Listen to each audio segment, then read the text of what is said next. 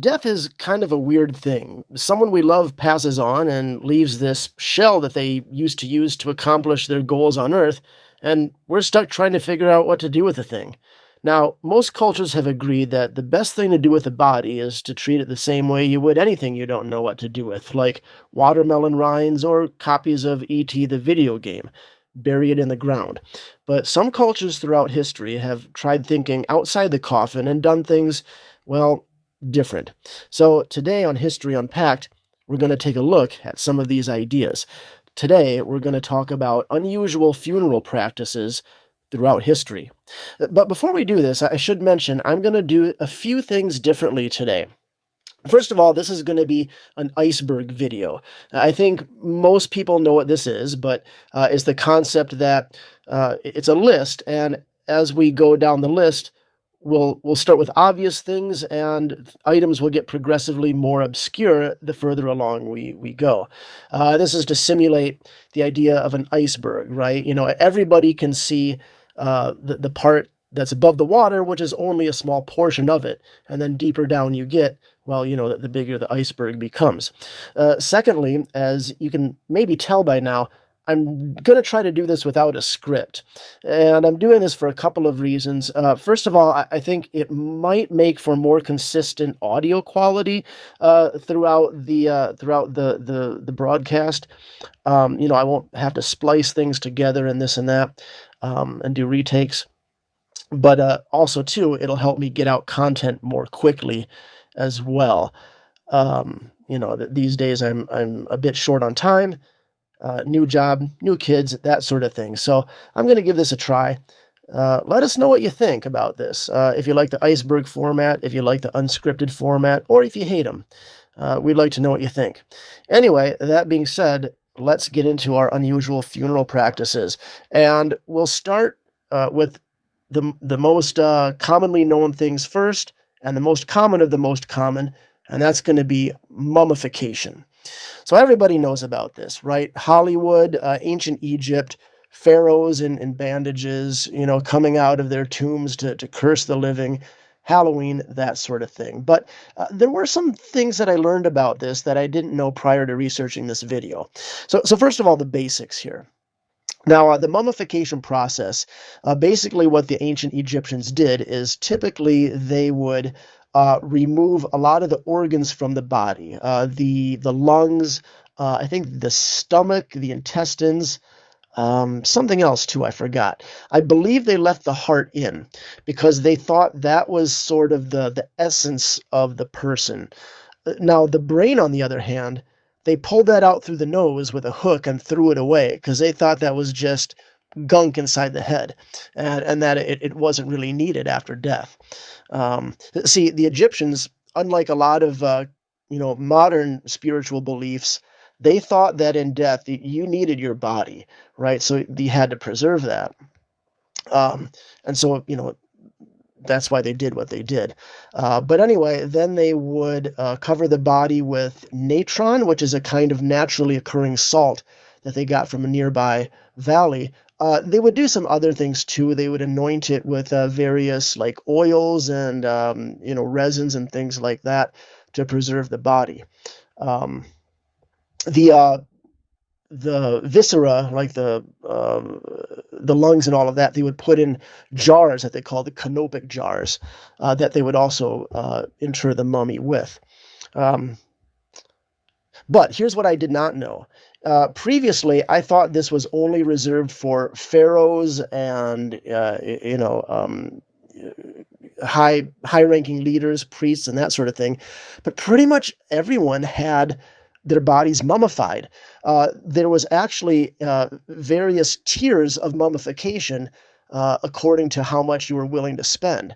Obviously, the ones that we're familiar with, the linen wrappings, the removal of the viscera, that kind of thing. That was, that was the highest tier. But even if you were poor, you could get like a kind of a basic version of it where they would just, I think they injected like pine resin up your rear end, to kind of liquefy the organs and stuff.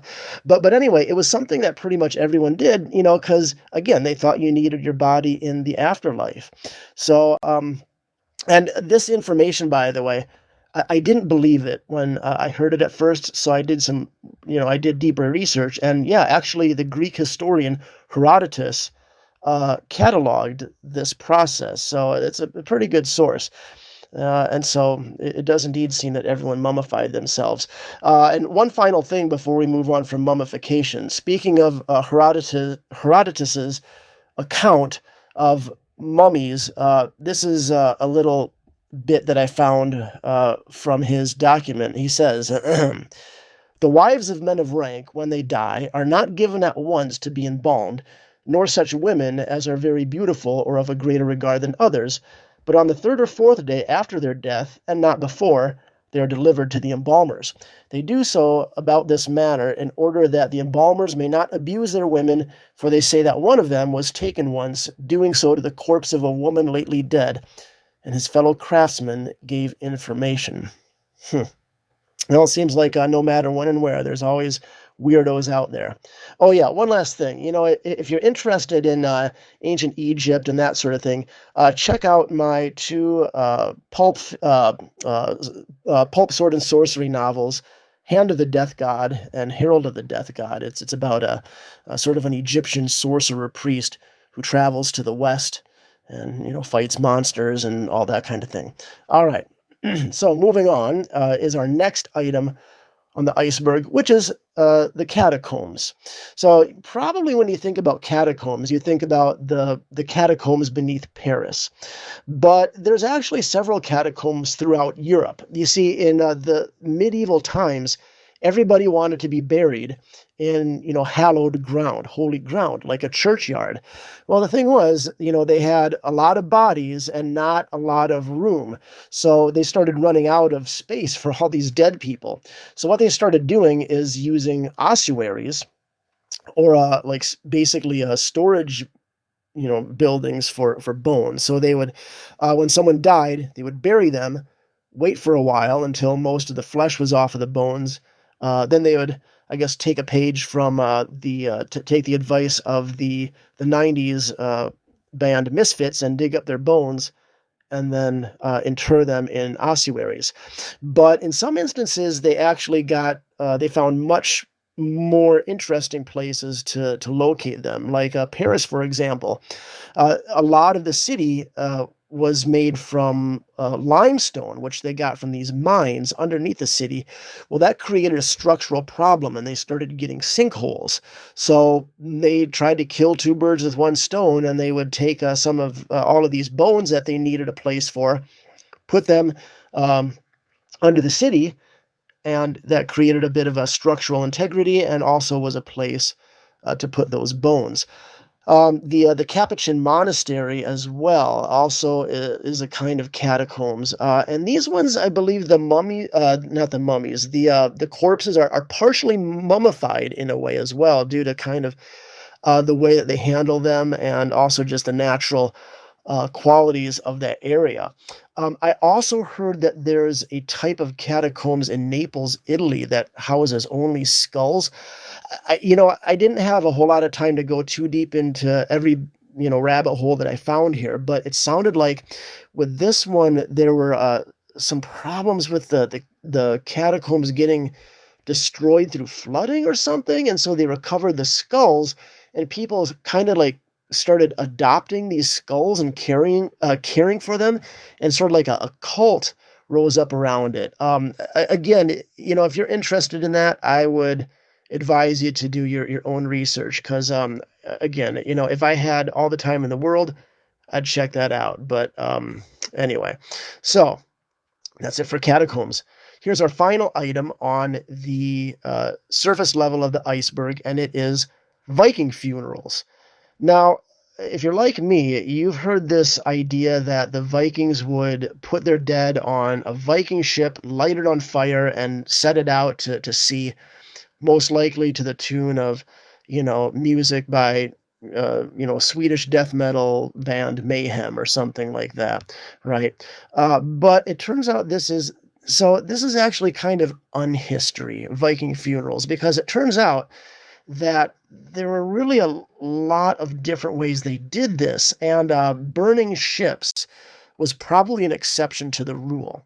Okay, so let's backtrack a little bit. You might remember, well, if you ever saw my video on zombies, which I think was the best video I've done to date, but I mentioned the Draugr, which are Viking undead.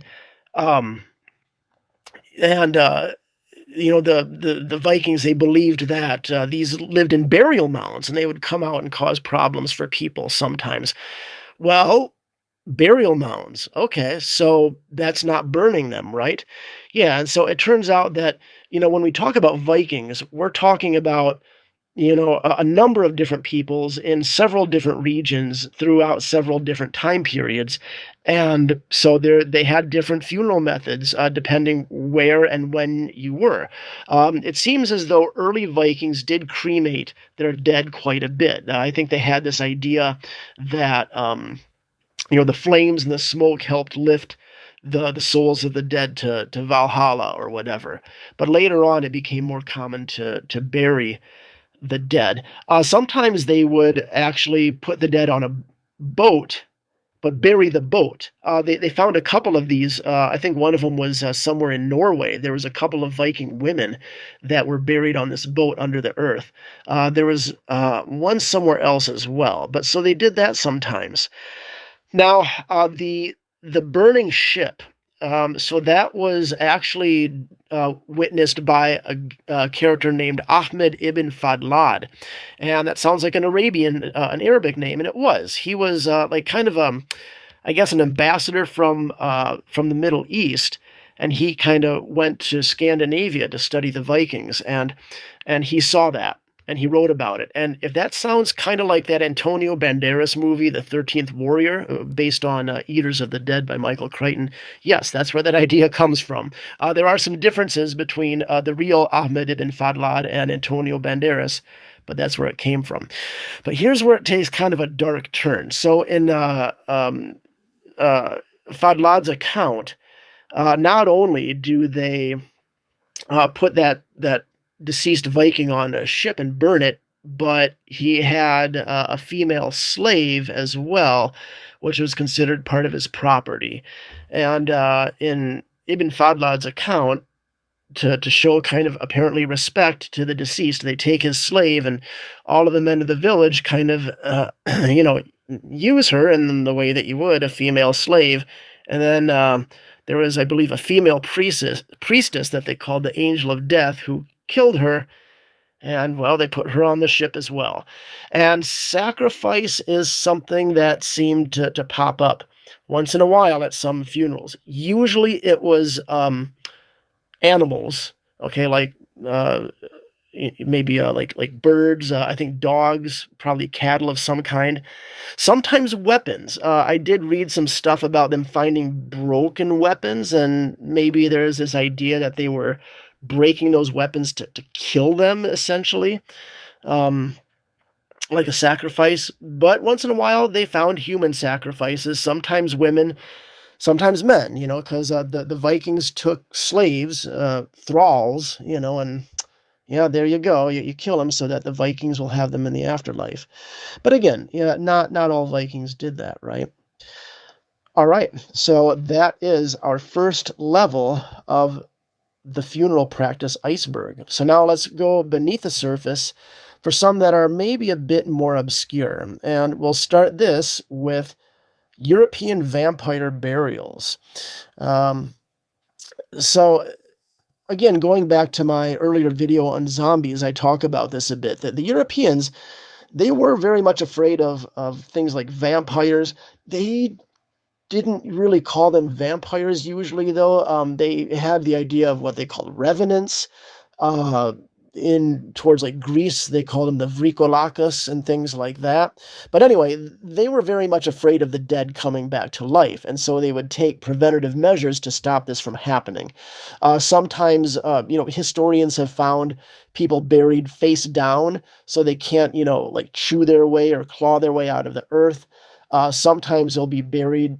Usually, decapitation was a common method, right? They would cut the head off, because, hey, you can't find your head. Well, how are you going to rise from the grave and cause mischief, right?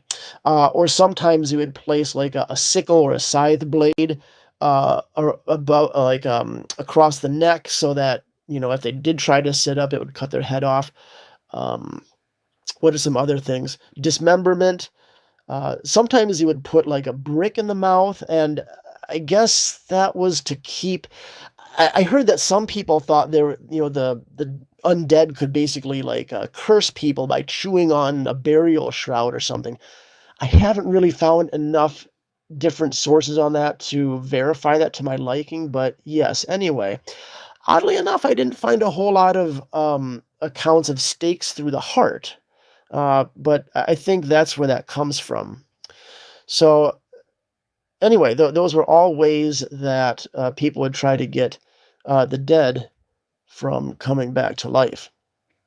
All right, so that is it for vampire burials. Next, let's move on to sky burials. So this is practiced in Tibet, and I wasn't able to find a whole lot of information about when exactly this started or why. It does seem to be related to like Tibetan Buddhist beliefs and that kind of thing. But it sounds pleasant, right? Sky burial. All right. The sky's nice. It's got fluffy clouds. Wait a second, though. How do you bury someone in the sky? Well, the answer is vultures. You see, what they and as far as I know, they still do this today in Tibet. I don't think everyone does it, but they still do. But the process is basically the easiest way is you just leave the body up on the mountains, and the vultures will eventually pick at it. But if you want to be a bit more thorough about it, there are specialized, I guess, morticians. Maybe they're priests. They have a special word for them, actually. I can't remember what it is. But they basically strip the flesh off of the bones, feed it to the vultures, and then they pulverize the bones, and they kind of mix it with, I think, like some kind of like flour or meal, so that the vultures can digest that too, apparently. So, all right, there you go, sky burial. The final item. No, sorry, we've got two more of these. The second to last item is self-mummification. So this is done, or it was done, in Japan, and the word associated with this is soko shinbutsu. And when I find this word, sometimes it seems to refer to the actual mummy itself. Sometimes it seems to refer to the process. But this was a practice of a kind of Buddhism called Shugendo Buddhism, which I think started a long, long time ago in like the 700s or something, or like the 7th century or something like that. But it was a form of Buddhism.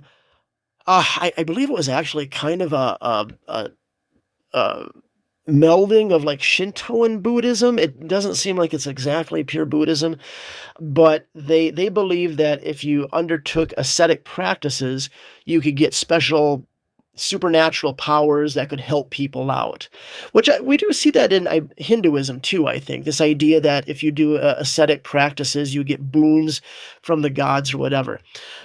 So yeah, they would do things, like meditate under waterfalls or various things like that. And one of the most extreme forms of this, of course, was self-mummification. All right, so you're probably wondering, how does one go about self making a mummy out of himself? All right. So the way they did this is they would usually eat a very sparse diet, usually of like I think like maybe nuts and maybe even like pine needles and things. And the goal of this was to basically reduce, like, kind of kill the microbiome, right? Reduce a lot of the bacteria that was in the gut, so that you wouldn't have something that would cause you to decompose when you died. I think sometimes they even would drink tea made of the Chinese lacquer tree, which would, like really kind of clean them out from the inside, basically.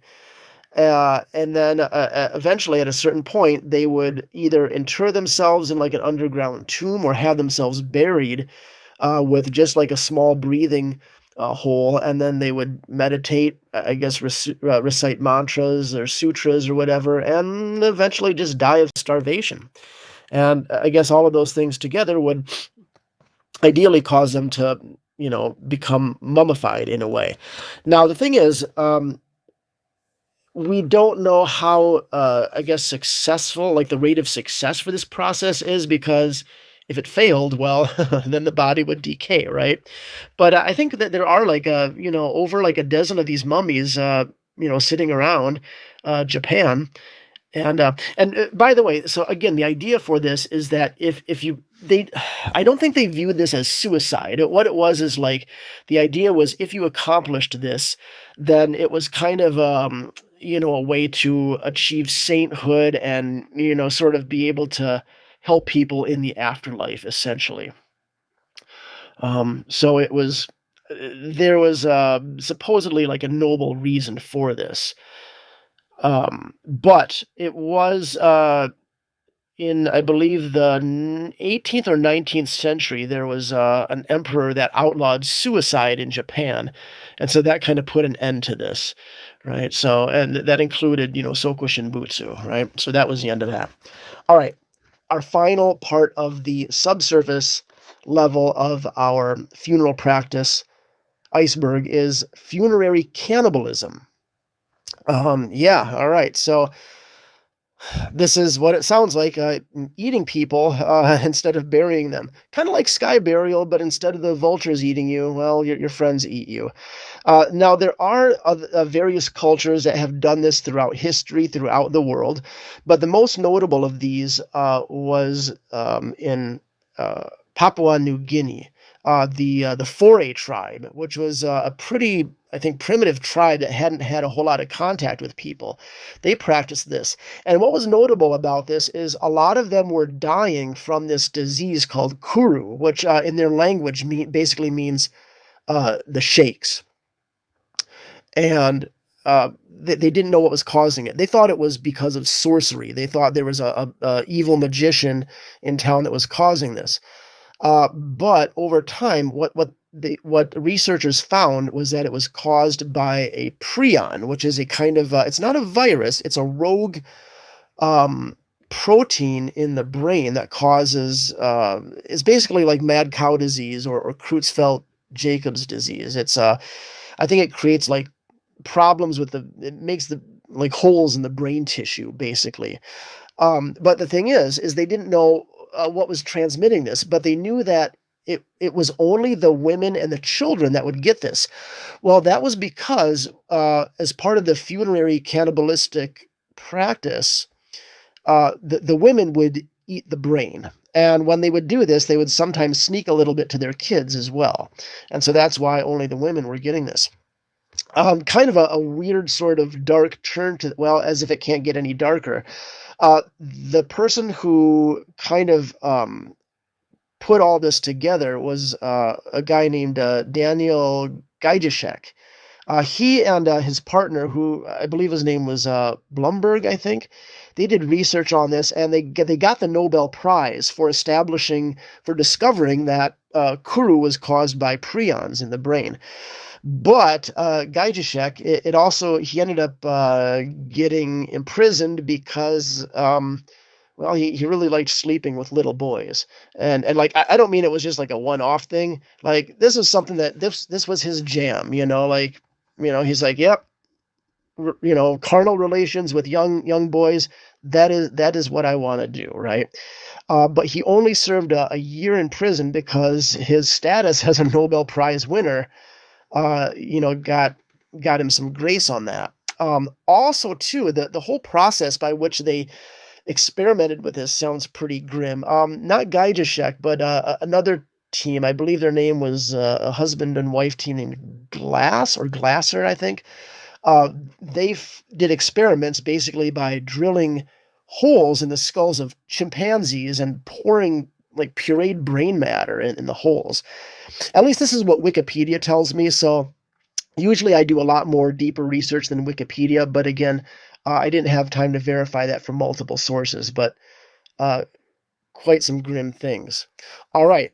Whew. On that note, we are done with the subsurface level. So now we've got 3 more to go, and we're going to go deep on this one. So here we go. Okay, so the first item on the last part of our list is the turning of the bones. This is also known as famarina, and I think I pronounced that right. It was pretty hard to find guides for this on the internet. But anyway, this is done by the Malagasy people in Madagascar. And what happens is, when someone passes away and they're buried, sometime later they will be exhumed. Their family members will change the burial shroud. They'll give it a fresh wrapping. They'll write their names on it. Then they'll kind of hoist the bodies above their heads and kind of dance around with this body above their heads to the tune of music and that kind of thing. And it's meant to be a sort of a festive occasion that sort of celebrates the person's life, their passing into the next world and that kind of thing. And then after that they'll put the body back in the grave, and then they'll repeat the process sometime later, and they do this several times, before permanently laying the corpse to rest. Now, unlike the other items in this list, this one is actually pretty recent. It dates back only to around like the 17th century or so. And moreover, nowadays it's actually kind of falling out of practice already. And this is, I believe, partly because, the burial shrouds are kind of expensive. And also, too, people are discovering it's just not really very sanitary. It's kind of been linked to kind of a spread of like pneumonic plague and things like that. So people aren't doing it as much these days as they have been in the past. All right. And then so this takes us to the second to last item on our list, and it is most teutonicas. Now, this one, not to be confused with the recording artist and actor Mos Def.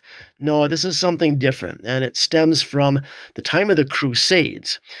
See, what would happen is a crusader would die in a foreign land, and they would want to be buried back in their homeland. All right, see my notes on European burials back in the part on the catacombs, but you can't exactly carry this rotting, stinking corpse across, countless miles of territory. So the way that they did this is they would take the corpse and they would boil it, like in water or sometimes wine, things like that. And then they would bury all of the soft, squishy stuff. Then they'd pack up the bones and take them back to the deceased's homeland and inter them there. Okay, so where this gets interesting.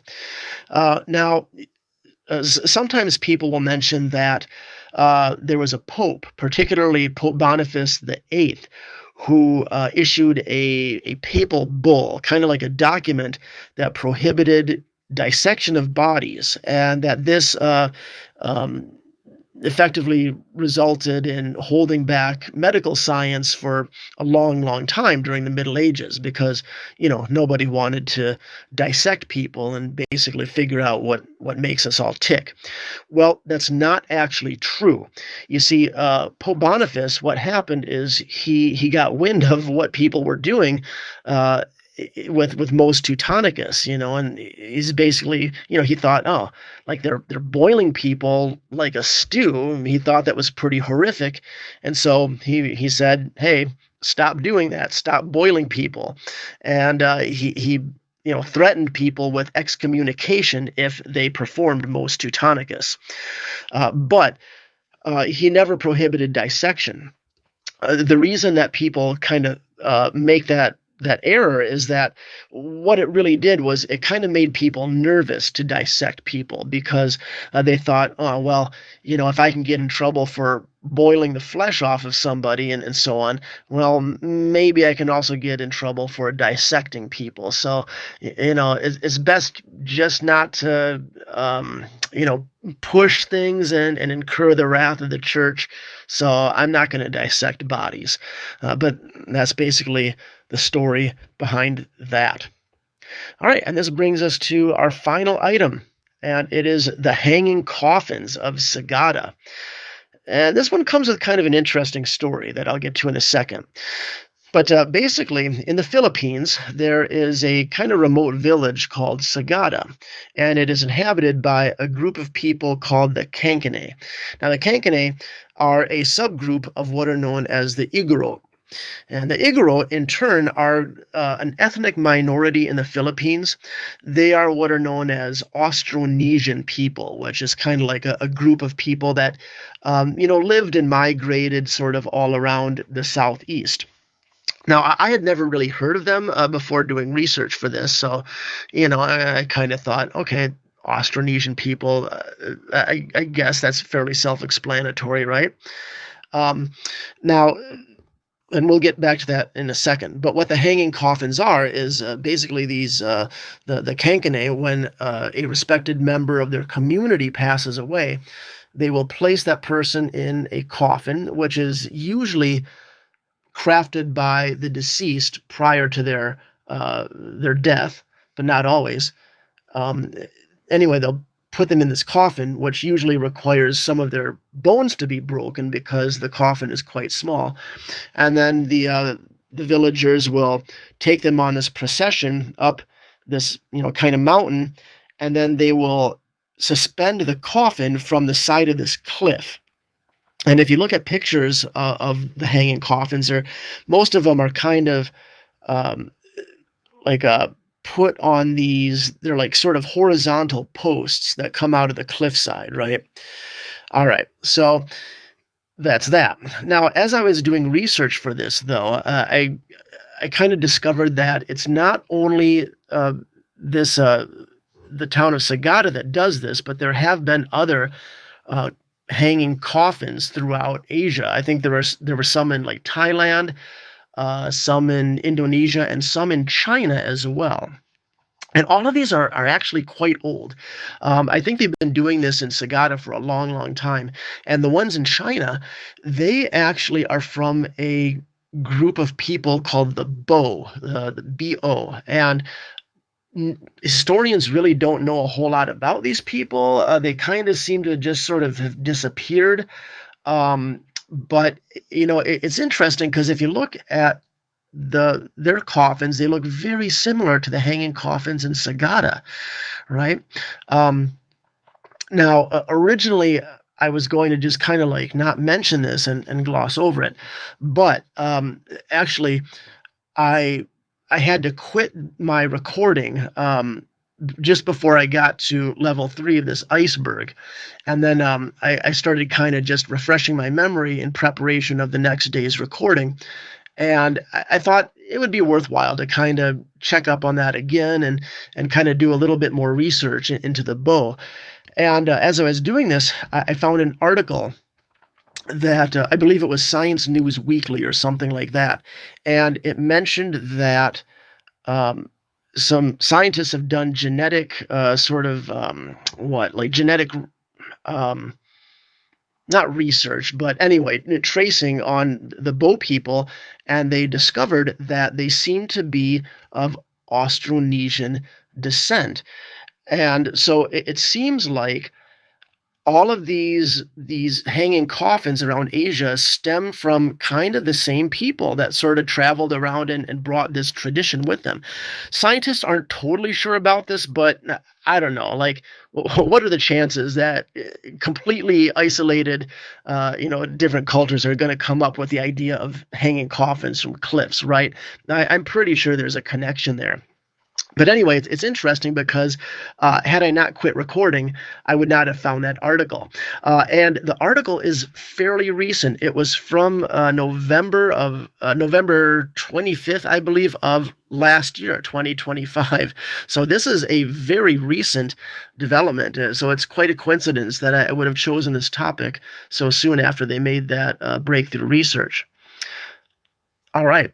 So there you go, ladies and gentlemen. Those are all of our unusual funerary customs that we're going to talk about throughout history. Of course, there are many others that we probably didn't get around to. Those are just some that really stood out to me. And, who knows? Nowadays, too, we're kind of coming up with our new customs. The other day, I read about something called a mushroom suit. It's kind of a suit that's lined with fungus that's designed to break down a body and make it easier for decomposition. Nowadays, some people are having their ashes compressed into like gemstones and stuff like that. So, who knows? Maybe thousands of years from now, aliens will visit the ruins of planet Earth and they'll kind of look at this and think how strange it was that we were turning our dead into gemstones instead of their tradition of feeding them to a giant slorg beast. Who knows? Anyway, uh, thanks for listening, everyone, and hope to see you again next time. Bye bye.